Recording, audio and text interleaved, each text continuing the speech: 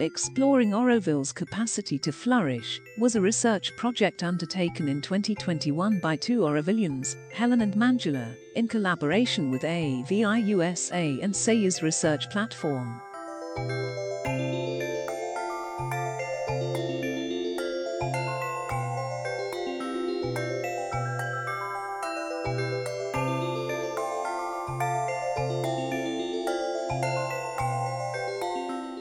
The project is called Exploring Auroville's Capacity to Flourish. So AVI International often have funders coming to them and looking at where they could support Auroville's projects so that they can have this bigger impact and reach. And we're very interested to explore through this what projects there are in Auroville that are ready to be flourishing and what's holding them back. So the first steps we took were trying to understand really where the projects in Auroville are that have this potential to contribute globally to the world. So we started looking through all the lists of the units in Auroville where they contribute positively to tackling issues around sort of climate change, protecting ecosystems, health, education. We had a sort of whole range of criteria, and then based on the information available on sort of websites and published information, we've identified 46 potential projects that we want to find out more about. We understood that there hasn't been many surveys or research undertaken in this field for over 10 years in Auroville.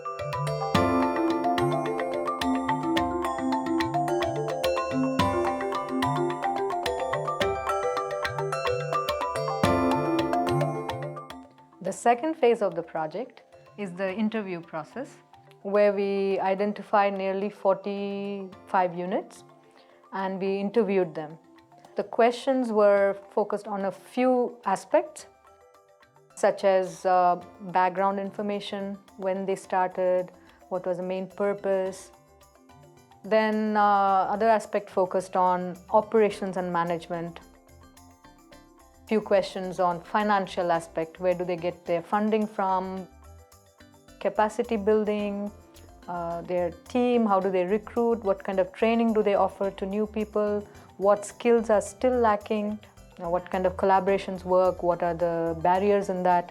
And one of the main focus was looking at if the units are motivated, if they want to scale and scale how, and what are the barriers in that, and if they see any solutions towards that.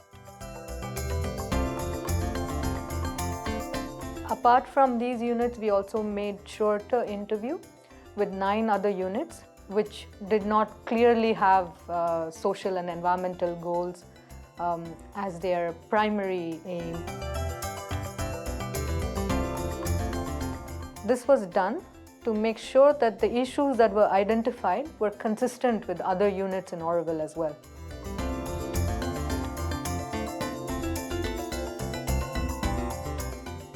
We got a bit daunted to start with when we looked at what people's perspective on Auroville was and what their hopes and dreams were, and thinking, wow, it's a big ask. But when we started mapping out all the projects and we saw how much is there, there's so much depth here and so many different areas.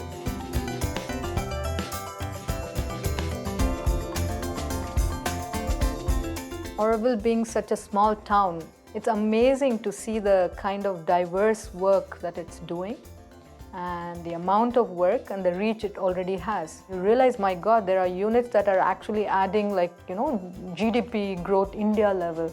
They're working pan-India. The project they are doing can actually have policy level implications.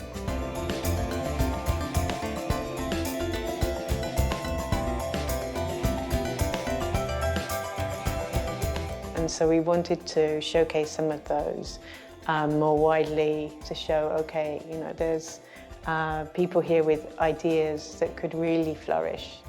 To sort of get this story out that Auroville is somewhere that people can learn from, even with this small population. It really does have the potential to deliver some positive change in the world. So we're aiming to video 5 of the different units that we look at, and yeah, just tell their stories a little bit, communicate more globally what's happening here.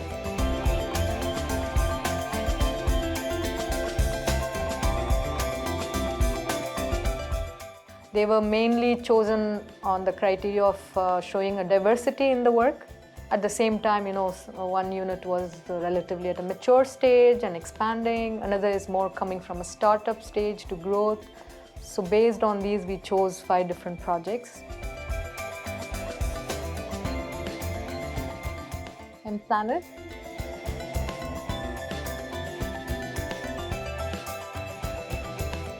Tree care.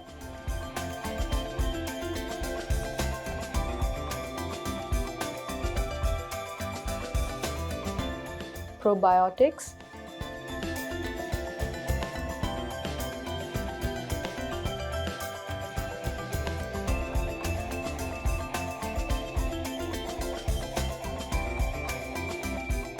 Aurora.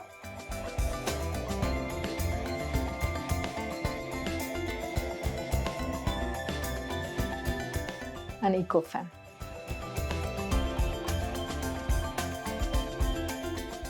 I mean, the point of doing the research is very much that, to see what's actually happening on the ground. We are progressing in Auroville. The people who came originally came and they healed the land and they worked on that aspect. So the pioneers who were very much working at the physical aspect. The next level that came in were pioneers working more at sort of the economy and how do we function and how can we make ourselves a bit more financially sustainable. And now, after 50 years, we've learned a lot. We've learned so much through that, of having to come together as a community, having to regenerate the soil, having to work out where we get water from and how we educate children in a more integral way. That there's this whole new level of learning and knowledge. At least it'll be part of the story in where we move towards, this kind of new level of pioneers of sharing knowledge more widely.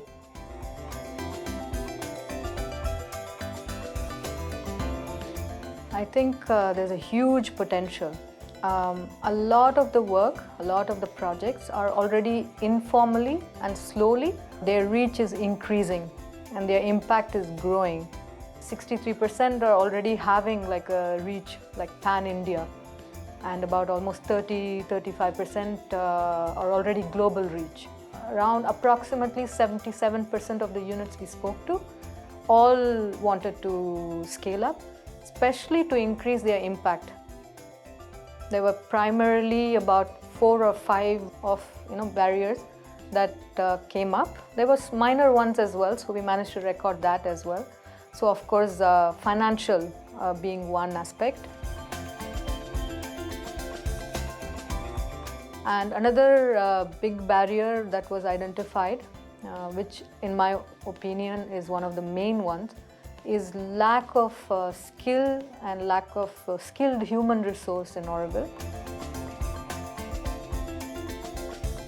Many people mentioned, the people we spoke to, that there was generally a lack of support for units in terms of guidance, in terms of getting advice, how to tackle some legal issues. Some minor structural issues were also identified, such as lack of office space and common infrastructure. Following the research phase, we organized a few focus group discussions.